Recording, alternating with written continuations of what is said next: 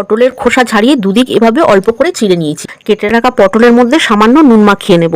কড়াইতে অল্প করে তেল দিয়ে পটলগুলো ভেজে নেব। একটা মিক্সার জারের মধ্যে আগে থেকে ভেজে রাখা তিলগুলো দিয়ে পেস্ট বানিয়ে নেব। পটলগুলো ভালো করে ভাজা হয়ে গেছে, এবার একটা পাত্রে তুলে রেখে দেব।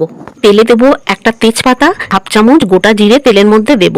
জিরে হালকা ভাজা ভাজা হয়ে গেলে আগে থেকে পেস্টটা করে রেখেছিলাম, ভালো করে মশলাটা কষিয়ে নেব। সমস্ত উপকরণ ভাজা ভাজা হয়ে গেছে, এবার ছোট বাটির এক বাটি দই ফেটিয়ে রেখেছিলাম, সেই দইটা মশলার মধ্যে দিয়ে দেবো।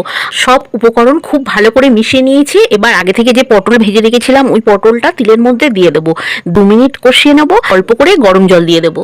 একটু নাড়াচাড়া করে নিয়ে স্বাদ মতো নুন দিয়ে দেবো।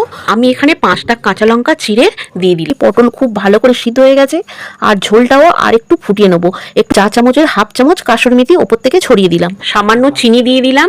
তিল পটল একদম রেডি হয়ে গেছে, আর মাখো মাখো মতো হয়ে গেছে। এবার একটা পাত্রে ঢেলে নেবো। আমার চ্যানেলে নতুন বন্ধু হয়ে থাকলে চ্যানেলটাকে সাবস্ক্রাইব করে নেবেন।